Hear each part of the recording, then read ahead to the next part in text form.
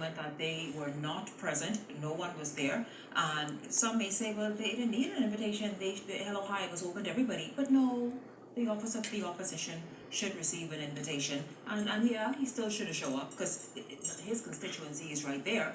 But we will see exactly where that goes. And I promise you all, when I find out, I'll let you know.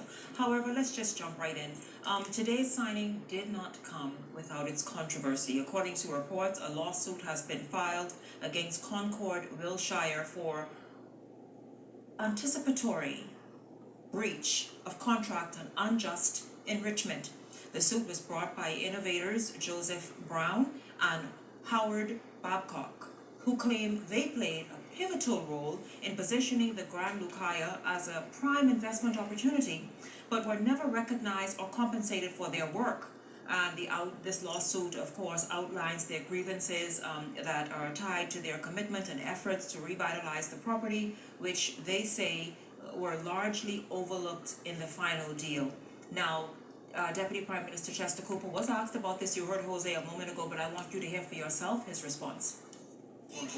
Tribune just asked this question, and my answer was, I'm in a celebratory mood today. If you ain't celebrating, I answering them questions. So this is a great day for Grand Bahama.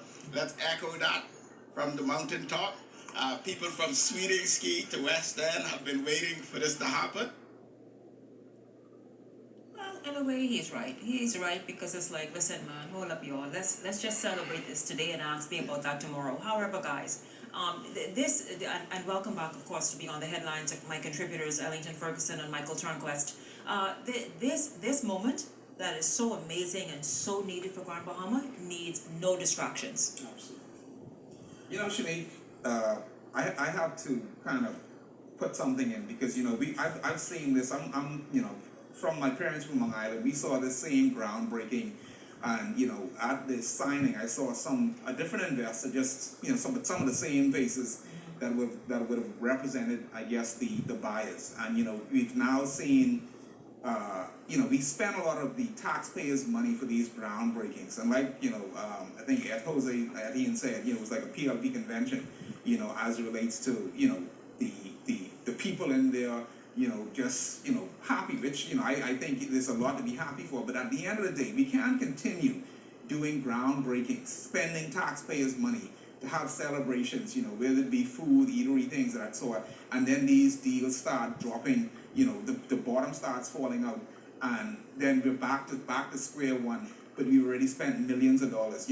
I think there needs to be further vetting of when we have investors coming in. Before we sign a heads of agreement, even go a little further, they said the money's in the bank. Long Island was, they had a development called the Cove. It's supposed to be a whole, marina, cruise ships coming in. And today, there's still questions being asked. Where is the developer? Mm-hmm. What's happening? Nobody's answering the questions.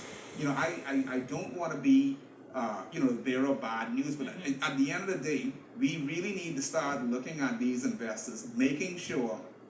Maybe more than just signing a heads of agreement, because at the end of the day, that doesn't sign the deal. It's not set in stone. We've already now seen, questions as it relates to lawsuits and things of that sort, which could hinder a lot of deals. We've seen with Barma in terms of the lawsuit now that's happened there, that's been won by Sarkis, which could turn things around for that as it relates to the investors there. But there's so many questions to be asked when we're so-called these heads of agreements. They're signed and we spend taxpayers' money to celebrate. But then again, at the end of the day, who loses? It's the Bahamian people. So like I said, at the end of the day, it's no time to play politics. We talk about the opposition being. At the end of the day, the same thing happened, I think, in Long Island, where the opposition was not invited to the groundbreaking. So there's a lot of questions to be answered. There's still a lot of hope, as it relates to, we hope it happens, because there's a lot of things, in terms of the airport, because those things have to come in parallel. You just can't build a big fortress or a Happy's home, and then you have no way to get there. Yeah. So it's still a lot of things to happen, and and then back to the opposition, were they actually invited? Mm-hmm. That these are questions I would not. me being Well, knowing the opposition, I'll tell you, we don't have to wonder for long or speculate or even like, I've already put out questions, during the break. However, if they were not, okay. a new statement will be forthcoming. So I have no doubt about that. So, Ellington, your thoughts about this? People are saying, listen, man, give me my finder's fee. Well, that should be very easily taken care of, no? Shanique, I am not overly concerned about that aspect of that little argument that is going on. People feel that they had some involvement in bringing persons together. I don't think that is going to impact this project. I think you heard Jose speak about the project that before they leave today, that people already had work machines on the ground doing the work. I think the integrity of these developers was spoken very well to. I listened to it.